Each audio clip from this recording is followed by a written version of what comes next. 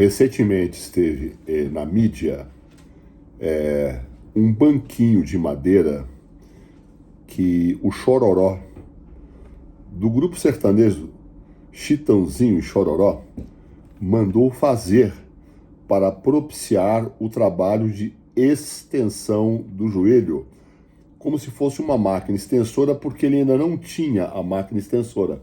Então, a treinadora dele talvez tenha recomendado que ele fizesse um banquinho para que ele pudesse sentar e, amarrando uma caneleira na parte distal de sua perna, pudesse então fazer o trabalho da extensão do joelho, que é um trabalho para o quadríceps, porque ele não tinha esse equipamento.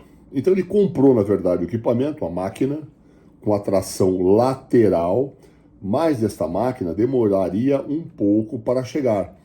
E antes disso, como ele queria fazer o trabalho, ele mandou fazer um banquinho de madeira, no qual ele, sentado, ele estende a perninha dele e realiza o movimento como se fosse uma extensora.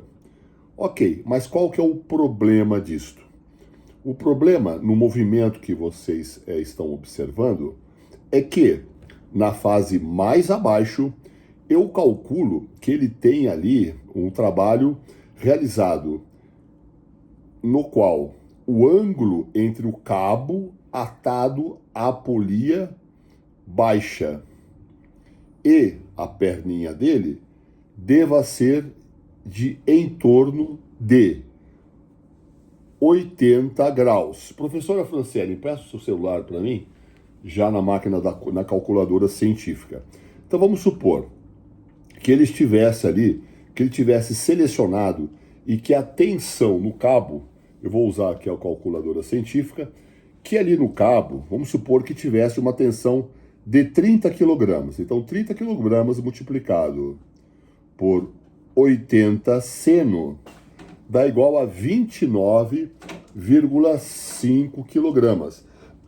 Se ele tivesse uma angulação no cabo e da perninha dele de 90 graus, aí seriam os mesmos 30 kg, tá? Agora, quando ele estende a perninha dele lá em cima, o ângulo entre a perna e o cabo diminui muito e fica em torno ali de uns 20 graus, tá? Então vamos lá, 30 quilos multiplicado por 20 seno vai dar igual apenas a 10,2 quilogramas, ou seja, na parte mais abaixo a sobrecarga é muito maior e quando ele estende o joelhinho, lá em cima a tensão no quadríceps representa cerca de 30, ou seja, de um terço da carga na posição mais abaixo, ou seja, e ao longo do arco do movimento, à medida que vai diminuindo esse ângulo, também vai diminuindo substancialmente a tensão, de forma que na parte mais acima, ele praticamente tem apenas uma contração isométrica de seu quadríceps, tá? Ok. Quando ele utilizar a máquina com uma polia excêntrica lateral, essa variação não será tão grande. Agora, se for uma máquina de tração central, como vocês estão vendo o Wesley Visser utilizar, durante todo o arco do movimento, existe muito pouca diferença na tensão no quadríceps, durante todo o arco do movimento, tá? Na máquina de tração lateral vai depender do desenho da polia excêntrica desse equipamento, tá? Agora, lá no passado eu cheguei a ver isso em clínica de fisioterapia, lá na década de 70. Meu pai era ortopedista, ele teve um hospital em Londrina. Lá no último andar tinha um centro de fisioterapia e lá existia uma sapata de ferro fundido. Então era muito comum usar uma sapata de ferro fundido, como vocês estão vendo, para a realização desse trabalho. A extensora, a flexora e alguns outros trabalhos na área da recuperação, tá? Agora o que acontece? Quando você usa uma sapata de ferro como essa, a variação é justamente ao contrário. Quando o seu sentado Quando a sua perna estiver mais perpendicular ao solo, a tensão provocada por essa sapata, seja lá de quantos quilos for, no seu quadríceps é nula, tá? Agora, à medida que você estende o seu joelho, quando você estiver a cerca de 180 graus, o peso daquela sapata vai ser o máximo por causa da ação gravitacional, tá? Quando ela estiver perpendicular ao solo, frente à ação da gravidade, então a tensão será máxima. E no dispositivo lá, inventado pelo Chororó, ela é mínima. Ou seja, se você não tem uma máquina, de repente, o melhor dos mundos é você fazer uma composição de um equipamento parecido com esse utilizado pelo Chororó, somado ao trabalho de uma sapata de ferro. Agora eu quero só ver você encontrar uma sapata dessa, hein? Isso virou peça de museu. Então você colocava a sapata, tinha sapatas de pesos diferentes, sapatas nas quais você podia adicionar anilhas nas laterais, você amarrava com uma tira de couro e realizava os movimentos, tá?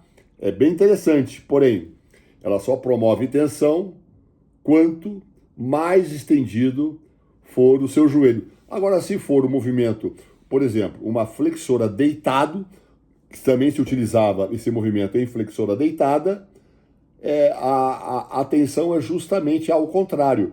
Quando você estiver com o seu joelho flexionado a cerca de 90 graus, a tensão no seu isquiotibial é praticamente inexistente pela ação da força da carga desta sapata, tá? Está com dificuldade de entender sobre esse assunto? Matricule-se no curso online Mecânica da Musculação, uma visão prática. E tem os cursos presenciais. Esse ano eu ainda tenho alguns cursos presenciais agendados, inclusive na Europa, tá?